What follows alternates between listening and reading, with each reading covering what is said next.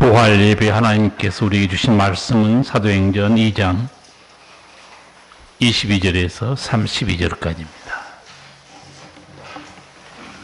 사도행전 2장 22절에서 32절까지 말씀입니다.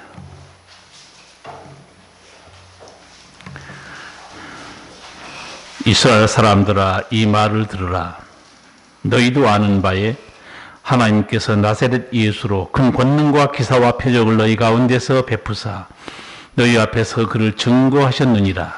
그가 하나님의 정하신 뜻과 미리 아신 대로 내어준 바 되었거늘 너희가 법 없는 자들의 손을 빌어 못 박아 죽였으나 하나님께서 사망의 고통을 풀어 살리셨으니 이는 그가 사망에 매여 있을 수 없었습니다. 다윗이 저를 가리켜 가로되 내가 항상 내 앞에 계신 줄을 배웠으며 나로 요동치 않게 하기 위하여 그가 내 우편에 계시도다.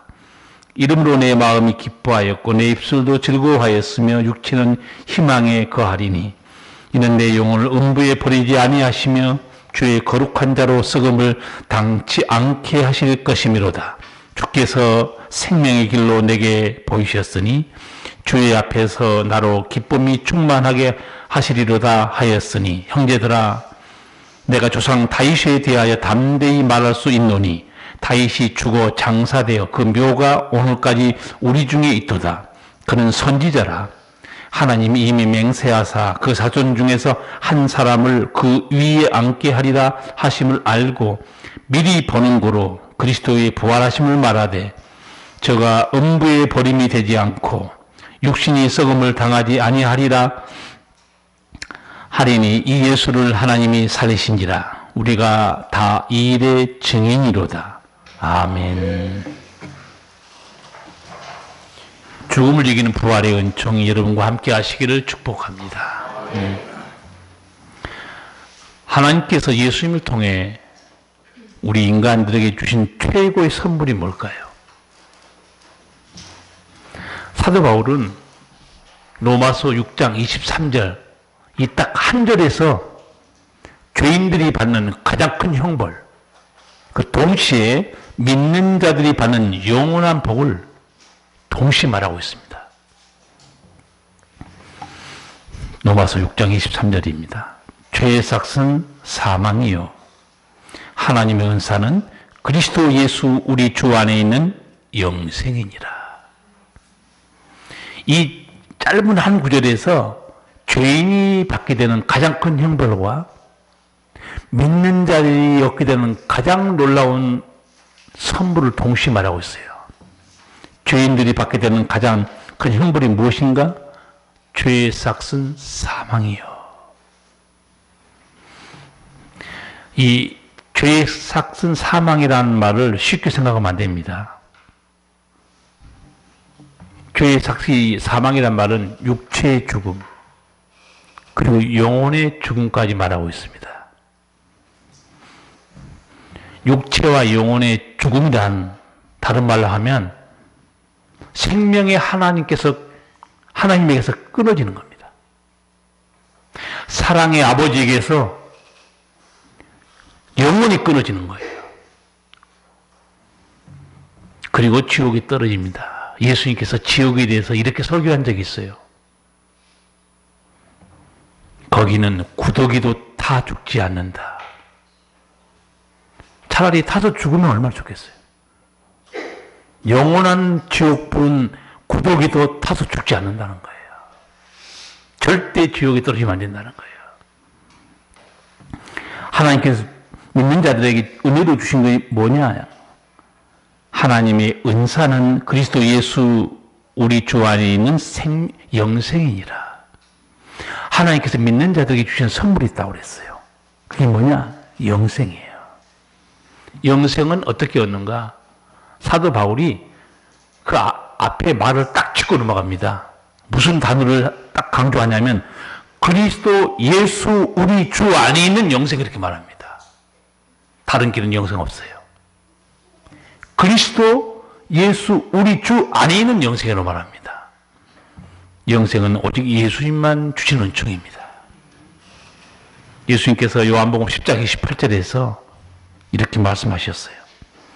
내가 저희에게 영생을 주노니 영원히 멸망치 아니할 터이요 또 저희를 내 손에서 빼앗을 자가 없느니라.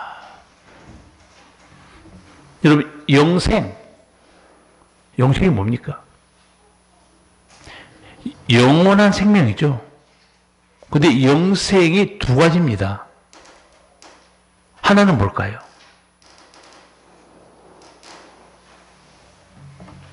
하나는 거듭난 영혼이에요. 또 하나 영생하는 게 또 뭡니까? 부활의 몸입니다. 영생 그러니까 뭉뚱그려서 생각하지 마세요. 영생은 두 가지를 말한 겁니다. 하나는 거듭난 영혼이요. 영혼이 죽지 않습니다. 부활의 몸, 영혼이 죽지 않습니다. 이게 바로 영생이에요. 인간 세상에 부활은 없습니다. 사람들은 부활을 말해도 믿지도 않고 상상도 못합니다. 사도 바울이 로마 총독 베스도에게 신문당하면서 예수님이 부활을 전합니다. 바울의 부활을 전하는 걸 듣고 총독이면 상당한 식자 아닙니까? 부활을 듣고 뭐라고 말한 줄 아세요? 사도행전 26장 24절이에요. 바울아 내가 미쳤도다. 네 많은 학문이 너를 미치게 하는도다. 못 믿어요. 총독이라는 사람이 예수님 부활을 전하니까 내가 미쳤다는 거예요. 내 많은 학문이 너를 미치게 만들었다는 거예요. 무슨 인간이 부활할 수 있다는 얘기냐. 이게 인간이 가는 보편적인 생각입니다. 맞아요. 인간이 부활한 적이 없는데 어떻게 부활을 믿습니까? 그러니까 내 많은 학문이 너를 미치게 해버렸다는 거예요. 헛소리하고 있다는 거예요. 여러분에게 한번 물어볼게요. 죽음에 대한 인간의 일반적인 상식과 진리가 뭡니까? 죽음은 그것으로 끝나는 거예요. 그게 죽음에 대한 일반적인 인간 이해입니다. 상식이에요. 죽으면 끝나요.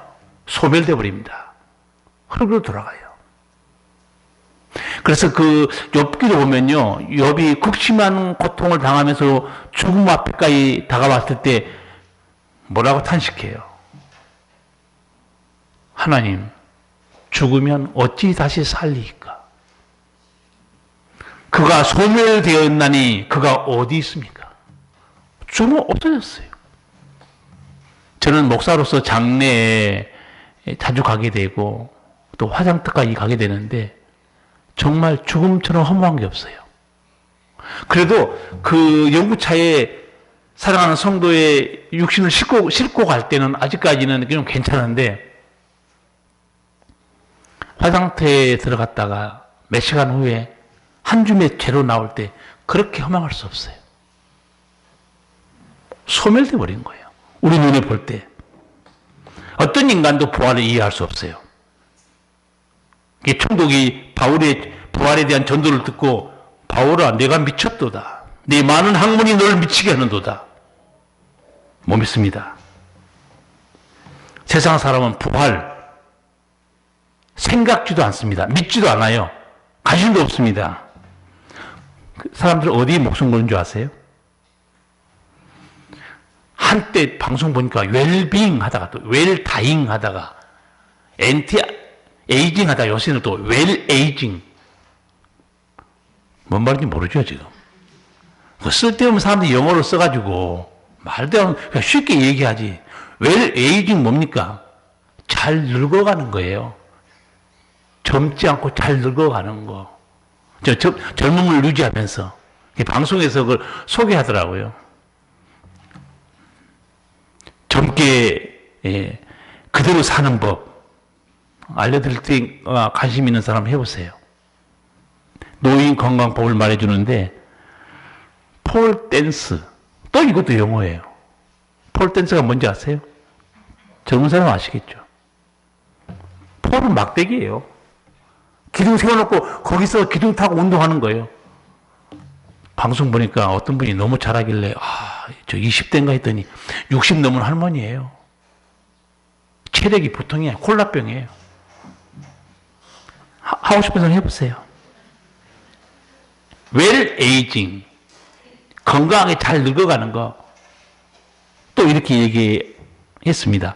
뇌를 춤추게 하라. 뇌를 춤추게 하면 빨리 안 늙는다는 거예요. 근심 걱정이 쌓이지 말고 기쁨과 평안으로 살아라는 거예요. 또 하나는 양보다 질 높은 식사를 하라.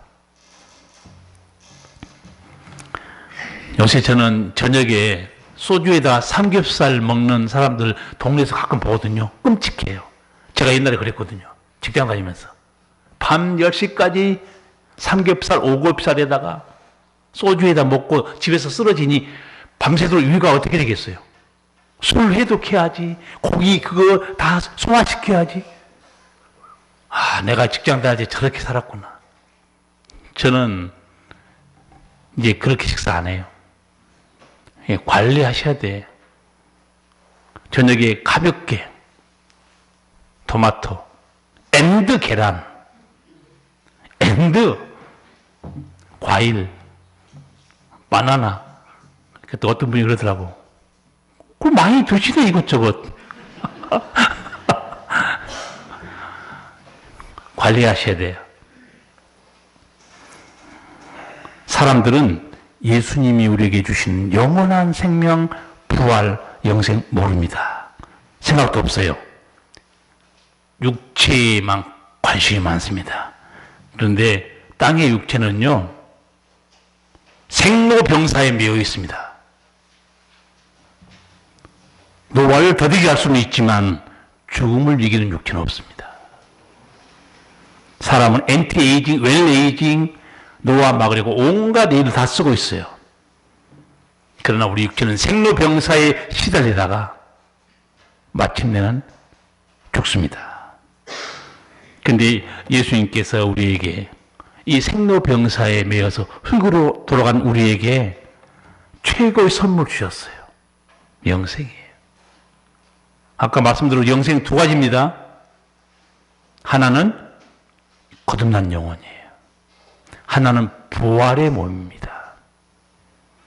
이게 완전한 사람이에요. 영과 몸이 있어야 사람이죠.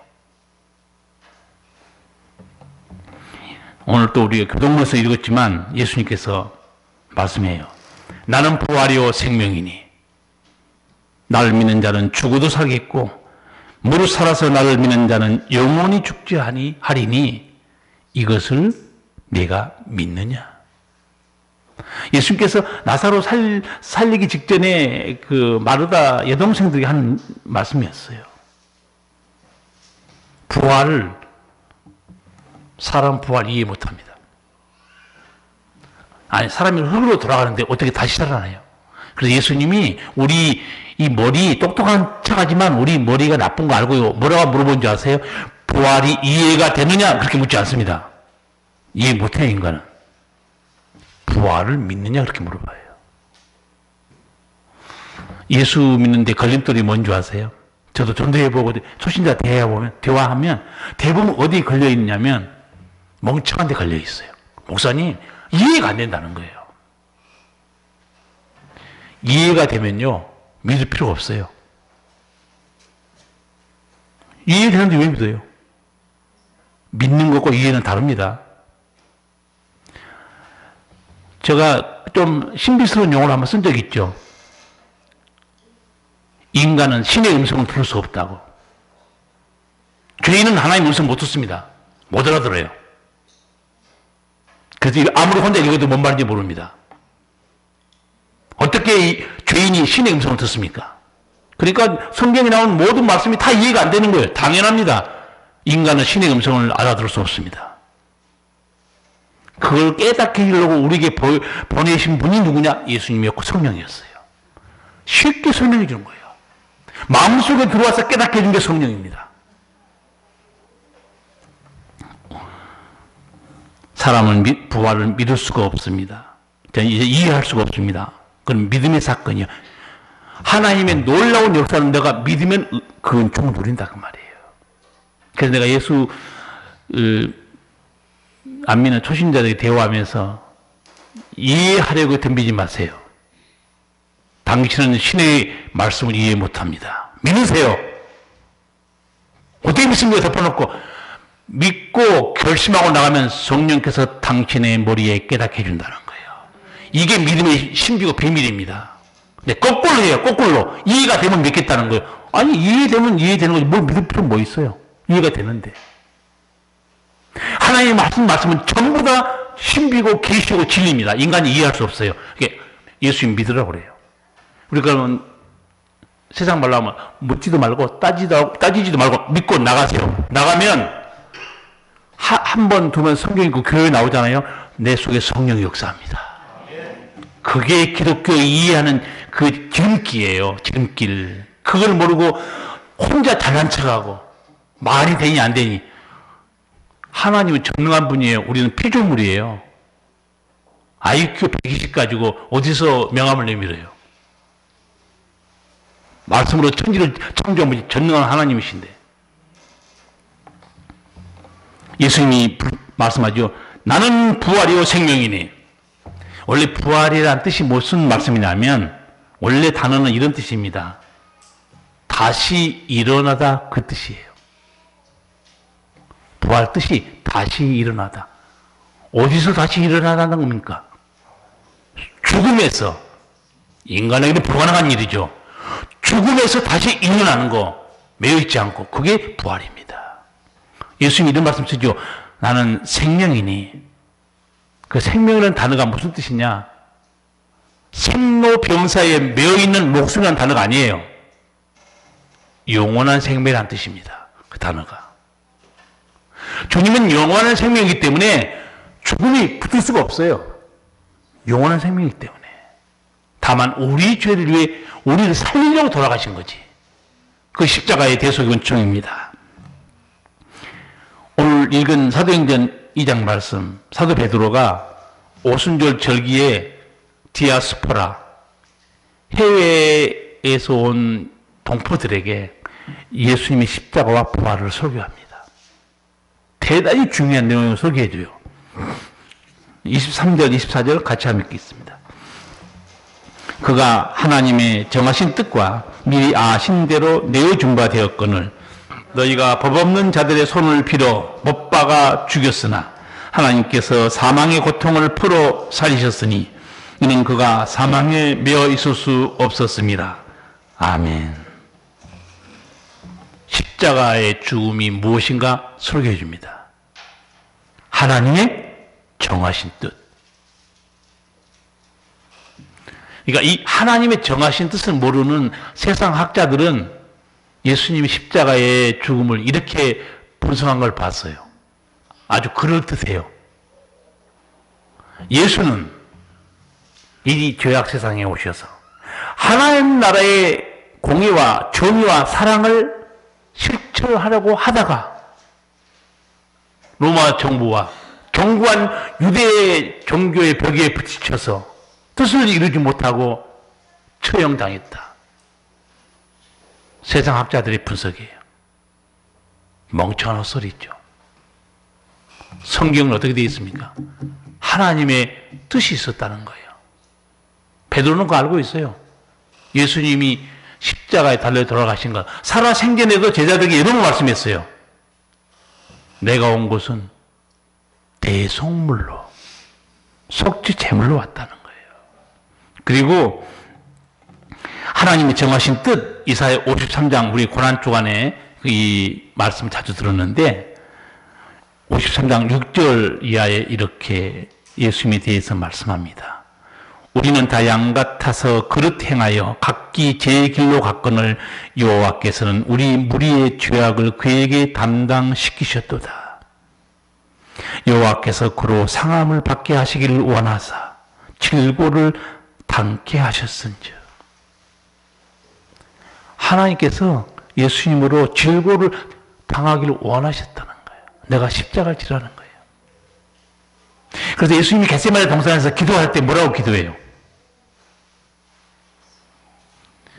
할 수만 있으면 이 잔을 내게서 옮겨달라고 그랬죠. 그러면서 이렇게 기도합니다.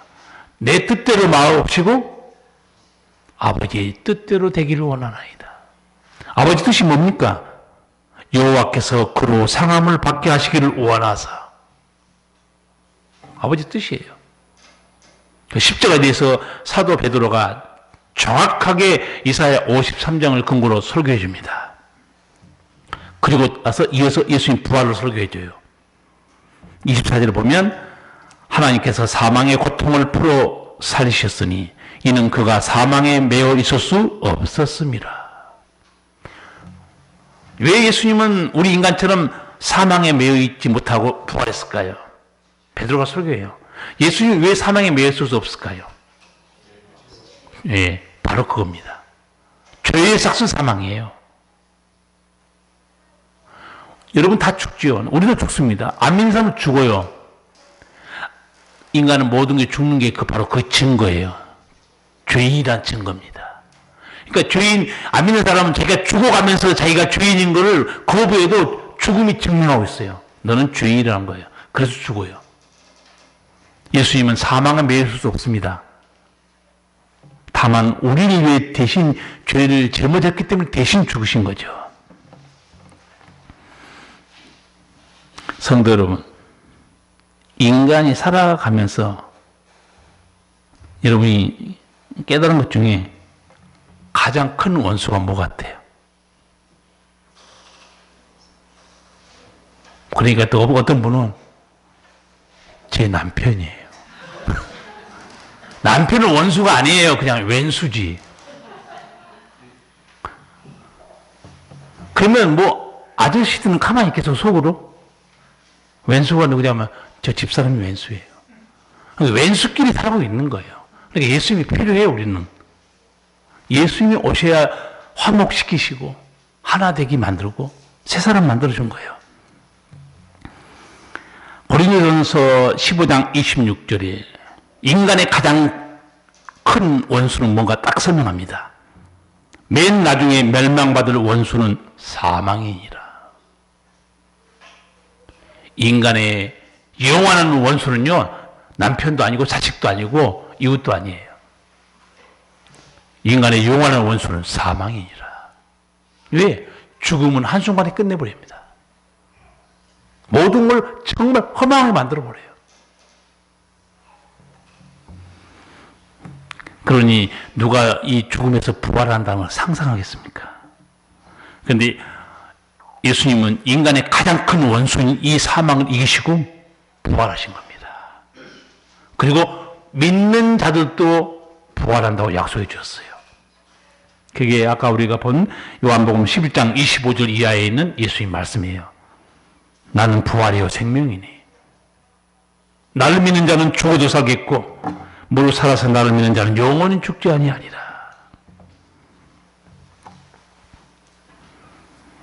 여러분, 예수 믿는 여러분 좀 이제 성경을 통해서 많이 알 거예요. 죽음이 뭔지 아는 사람이 있을까요?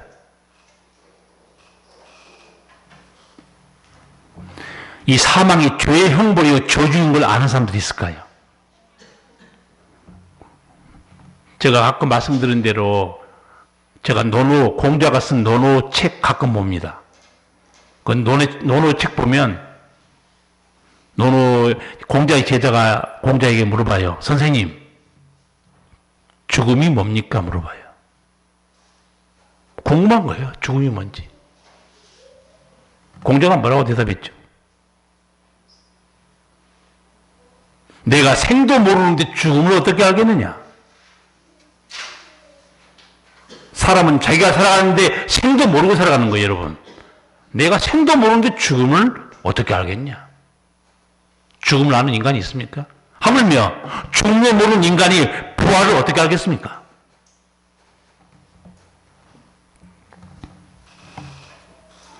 성경을 보면 제자들도 예수님을 대적했던 유대인들도 예수님에 대해서 수많은 질문을 합니다. 나는 예수님이 답변한 걸 보고요, 몇 군데 한번 쫙 내 나름대로 연구를 해봤어요. 예수님이 답변한 걸 보고 제가 충격받은 게 하나 있어요. 한번 들어보세요. 왜 충격을 받을 수밖에 없는가? 자, 예수님의 제자들이 마태복음 24장 보면 예수님께 종말에 대해서 묻습니다. 주여, 주의 재림과 세상 끝날에 무슨 일이 일어나고 무슨 징조가 있겠습니까? 대답할 수 있는 사람 손 들어보세요. 내일도 모르는데 무슨 종말은 어떻게 알아요? 예수님께서 어떻게 말씀했을까요? 글쎄, 생각 좀 해보자. 누가 세상 끝날에 일어날 일을 알 수 있겠냐? 그렇게 말씀했나요? 예수님은 그 질문을 듣자마자 거침없이 말합니다. 단 1초의 망설임도 없어요. 바로 나갑니다. 사람들 조심해라. 많은 거짓 선지자들이 내 이름으로 와서 나를 미혹해 하리라. 문선명, 이만희, 이 다 사기꾼들입니다. 조심하라는 거예요, 사람을. 난리와 난리의 소문을 듣게 될 것이다. 이런 일이 있어야 하되 아직 끝은 아니라고 그랬어요. 민족이 민족을, 나라가 나라를 대적하여 일어나겠고 처처의 기근과 지진이 있을 것이다. 그런데 끝은 아직 아니라고 그랬어요. 온 세상에 복음이 전파되면 그제야 끝이 오리라. 지금 나라와 나라의 전쟁이 일어나고 있는 거, 우크라이나, 러시아 때문에 혹시 러시아가 핵을 쓰지 않을까 긴장하고 있어요.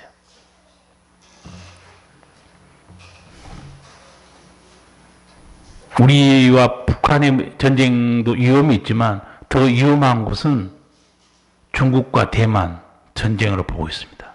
왜? 거기는 미국이 휘말리기 때문에. 내 아는 동기 목사가 카톡에다 이렇게 보냈어요. 하나님께서 분명히 물로 심판하지는 않으신다 했고,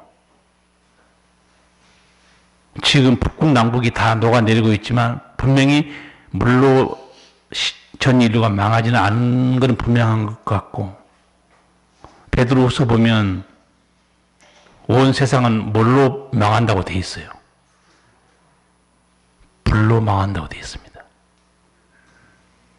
어떤 모양의 불로 망할지, 우리 살아생전에 망하는 걸 보게 될지 우리는 모릅니다. 예수님은 분명히 말씀해요. 온 세상에 복음이 전파되면 그제야 끝이 오리라.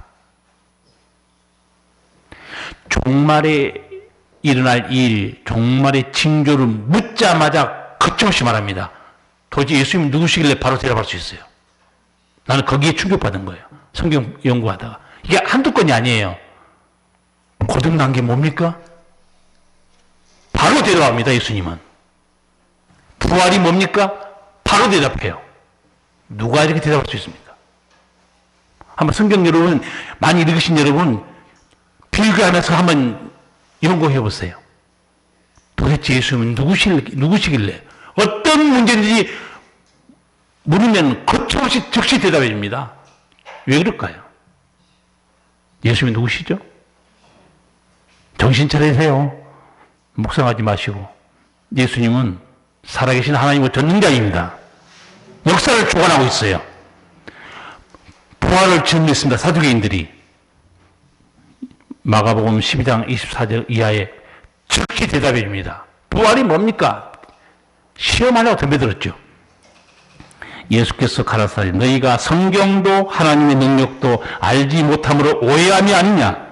사람이 죽은 자 가운데서 살아날 때는 장가도 아니가고 시집도 아니가고 하늘에 있는 천사들과 같으니라. 뭐라고 그랬어요? 왜 부활에 대해서 헛소리하고 있다고 책망한 줄 아세요? 두 가지입니다. 너희가 첫째 뭡니까? 성경도. 두 번째 뭡니까? 하나님 능력도 오해하였도다. 아니, 성경 가지고 산 사람이 성경에 대해서 모르고 있어요. 너희가 하나님의 능력도 성경도 오해하였도다. 오해하다는 단어가요, 헤매다는 말입니다. 헤매다. 속고 있다는 말이에요. 방황하다는 말이에요. 성경을 제대로 모르니 예수님께 부활이 뭐죠? 여러분, 구약 성경에 부활에 대한 예언이 있습니까? 없습니까? 성도가 이렇게 많은데 대답이 없어요. 있습니다. 그렇게 하는 건 또 물을까 봐서 그렇죠. 어디 있습니까? 무조건 한번 말했다가 또 걸려들까 봐가지고. 시편 16편 다윗이 예수님의 부활을 예언하고 있어요. 다윗이 예수님 몇 년 전에 사는 사람인지 아시죠? 1000년입니다. 다윗이 예수님의 부활을 미리 보고 있었어요. 오늘 성경 한번 볼까요? 어떻게 기록되어 있는가? 31절 미리 보는 고로 그리스도의 부활하심을 말하되 저가 음부에 버림이 되지 않고 육신이 썩음을 당하지 아니하시다 하더니 이 예수를 하나님이 살리시니라. 다윗은 어떻게 예수님 부활을 미리 내다보고 있었을까요? 1000년 전에. 답이 있어요. 30절에. 다윗이 누굽니까? 그는 선지자라. 여러분 다윗을 왕으로만 생각하지 마세요. 성경은 명백발합니다. 그는 선지자라는 거예요. 그래서 시편 쓴 거 보면 예수님이 다윗이 쓴 시편을 언급한 적이 몇 번 있어요. 다윗이 성령의 감동하심을 입어 시편을 기록하고 있다고 그랬어요. 성령의 감동하심을 입으니까 당연히 예언할 수밖에 없는 거죠. 벌써 1000년 전에 하나님께서는 다윗의 입을 통해서 예수님의 부활을 말씀했어요. 죄의 거룩한 자가 썩지 않을 것이다. 그런데 저는 이 베드로의 해석이 너무 놀라운 게 썩지 않을 것이다. 그 정도가 아니죠. 31절에 미리 보는 거로 그리스도의 부활하심을 말하되. 하나님의 영에 사로잡힌 사람들 미래를 다 봅니다. 여러분 오늘날 선지자가 아니어도 기도 많이 한 사람도 있어요. 뭐 권사님이든 장로님이든 목사님이든. 기도 많이 하는 사람들 하나님께서 상당히 많은 걸 보여줍니다. 똑같은 믿음이라고 생각하지 마세요. 저녁에 자기 바쁜 사람도 있고 신령한 꿈을 꾼 사람도 있어요.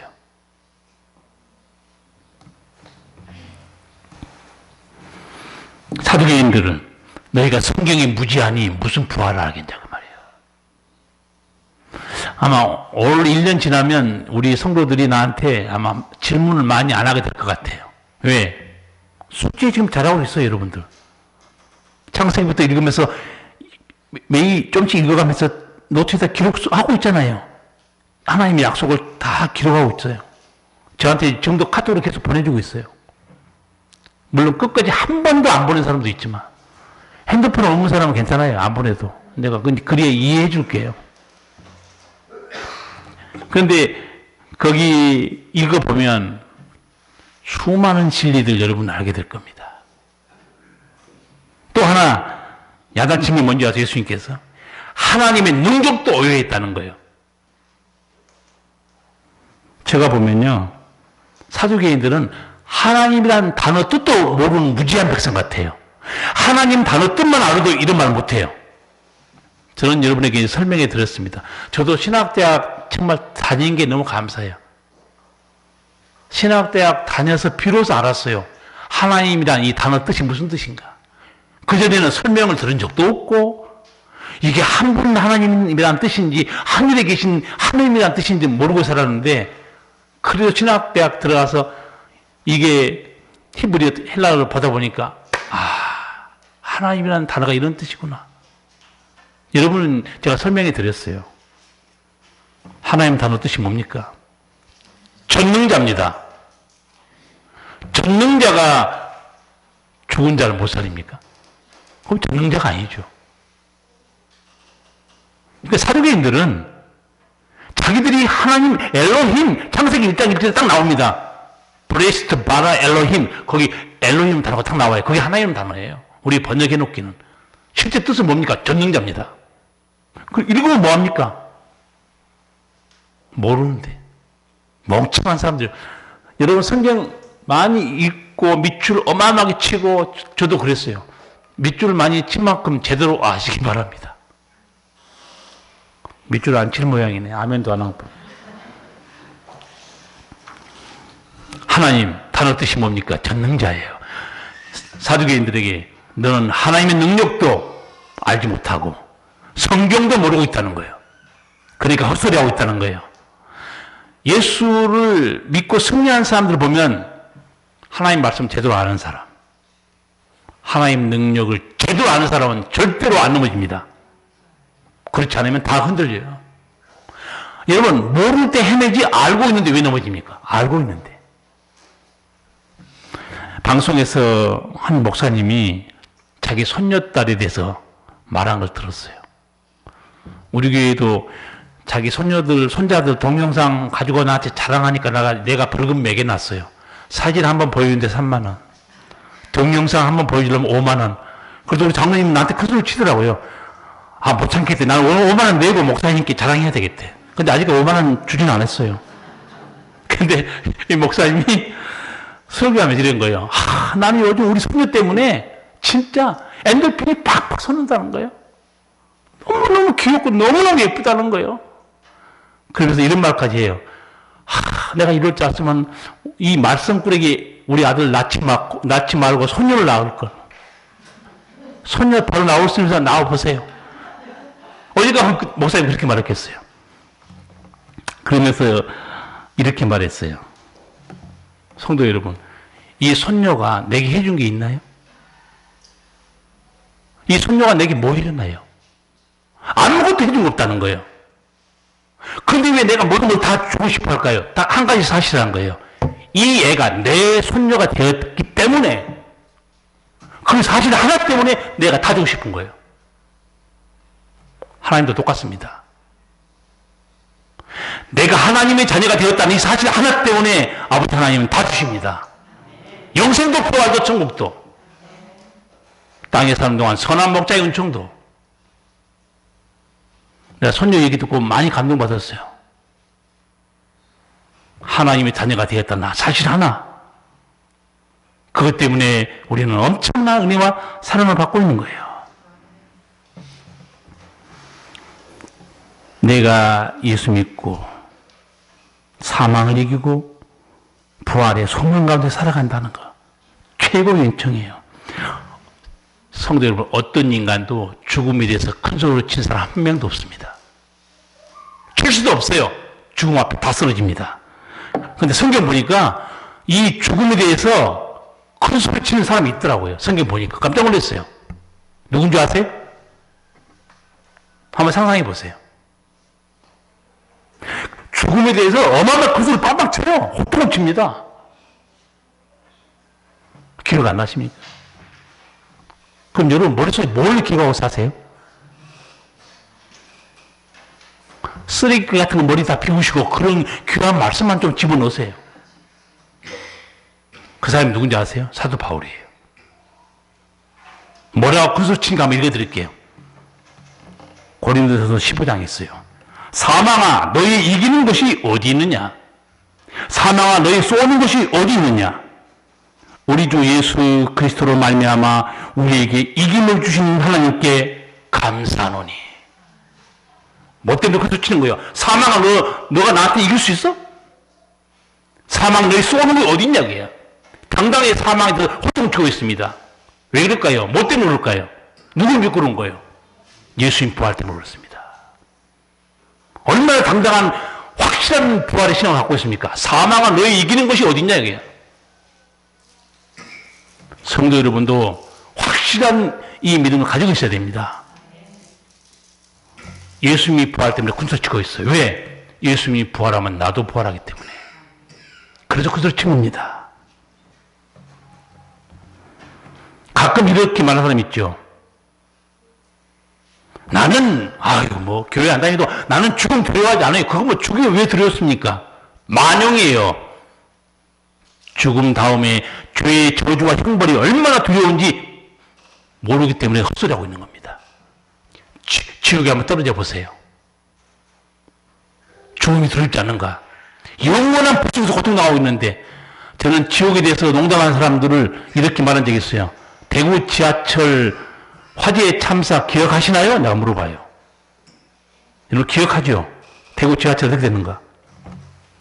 얼마나 불이 뜨거웠으면 그 쇠까지 다 녹았어요. 지옥은 거기 비교가 안 됩니다. 죽음이 두렵잖아요? 예수를 모르는 사람들이 나는 죽음이 두렵지 않습니다. 헛소리고 만용입니다. 불속에 떨어져요. 그러나 사도 바울 우리처럼 사망아 너 이기는 것이 어디 있냐? 그거는 누구만 할 수 있는 줄 아세요? 예수의 부활을 가진 자만이 하는 얘기입니다. 예수의 부활했기 때문에 우리도 부활합니다. 생로병사에 매인 인간에게 부활은 최고의 은총이에요. 부활하기 전에 예수님이 좀 사명이 있죠. 마태복음, 마가복음, 누가복음, 요한복음, 사도행전에 다 있습니다. 예수님이 마지막 부탁한 거 있어요. 사명이 있어요. 오늘 예수님이 여기서 설교하셔야 되는데 예수님이 명옥교회는 오재수 목사 너가 하라고 그래서 지금 내가 대신하고 있는 거예요. 내가 대신 전해드리니까 잘 들으세요. 예수님이 마태, 마가, 누가, 요한복음은 사도행전은 뭐라고 마지막 우리에게 사명을 줬는가? 마태복음 28장입니다. 너희는 가서 모든 족속으로 제자를 삼아 아버지와 아들과 성령의 이름으로 세례를 주고 내가 너희에게 분부한 모든 것을 가르쳐 지키게 하라. 마가복음입니다. 16장. 너희는 온 천하에 다니며 만민에게 복음을 전파하라. 누가복음 24장이에요. 내가 내 아버지의 약속하신 것을 너희에게 보내리니 너희는 위로부터 능력을 입혀올 때까지 이 성에 유하라. 그거는 왜 예루살렘 떨어진 말로 했는가? 하나님이 약속하신 게 뭐였죠? 성령이었어요. 성령을 받기까지 예루살렘 떠나지 말고 있으라고 그랬어요. 사도행전 보면 정말 거기 120명이 기도하다가 성령 받습니다. 마지막 사도행전 1장입니다. 오직 성령이 너희에게 임하시면 너희가 권능을 받고 예루살렘과 온 유대와 사마리아와 땅끝까지 이르러 내 증인이 되리라. 마지막 요한복음 21장에 베드로에게 줬던 말씀이에요. 그러나 믿는 우리에게도 다 준 말씀이 똑같아요. 네가 나를 사랑하느냐? 내 양을 먹이라고 그래요. 내가 나를 사랑하느냐? 내 양을 치라. 제가 농담같이 말씀했어요. 오늘 예수님이 여기 서서 여러분에게 내 말을 들어라. 예수님 설교하셔야 되는데 예수님 지금 천국에 계세요.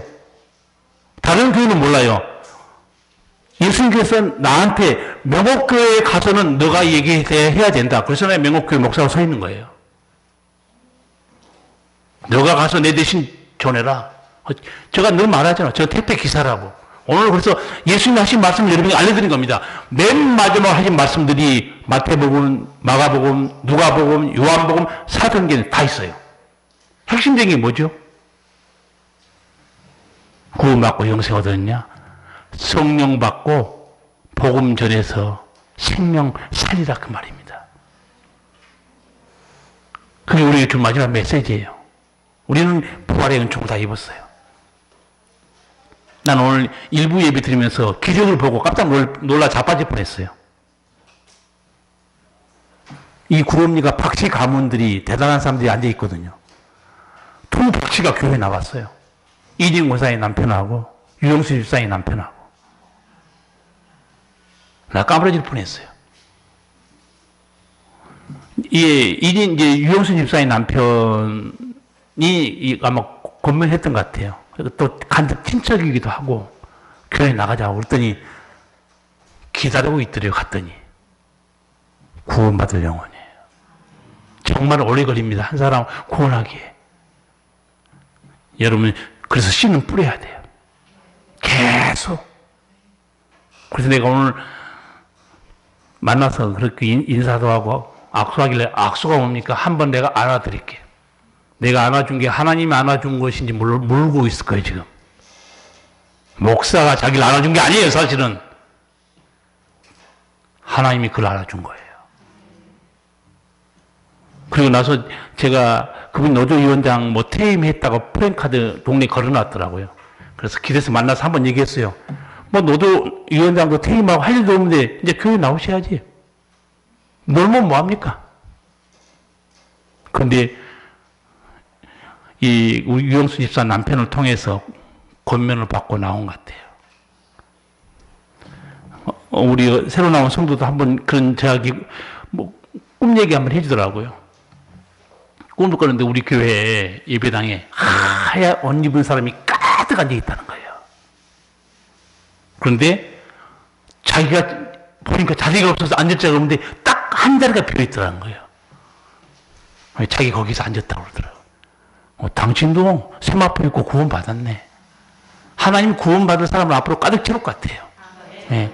벌써 역사가 일어나고 있습니다. 여러분 씨를 뿌리세요. 구원받은 사람은 날마다 하나님이 도와십니다.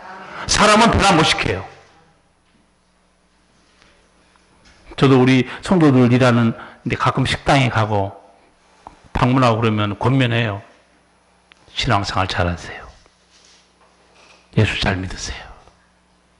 하나님이 은총을 주시려고 우리를 부른 거예요.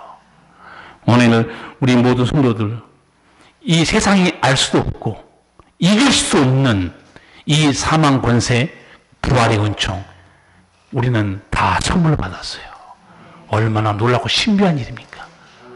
구원받은 여러분 성령 충만해서 생명 살리는 마지막 예수님의 유언 다 우리 힘써서 이루어 봅시다. 기도하시겠습니다. 살아계신 우리 아버지 은혜를 감사합니다. 허물과 죄로 죽었던 우리를 십자가로 다시 살리신 주님, 우리가 하나님의 자녀가 되었다는 이 한 가지 사실 때문에 아버지께서는 온갖 모든 선물을 우리에게 거저 주셨습니다. 영생도 부활도 천국도 선한 목자 된 주님의 인도하심 은총도 받아 누리고 있는데 이제 우리에게 주신 성령과 말씀을 통하여 우리 주변의 수많은 생명을 살리는 역사, 하나님이 기뻐하시는 역사가 우리 성도를 통해서 불같이 일어나도록 은혜 내려 주시옵소서. 예수님 이름으로 기도하옵나이다. 아멘.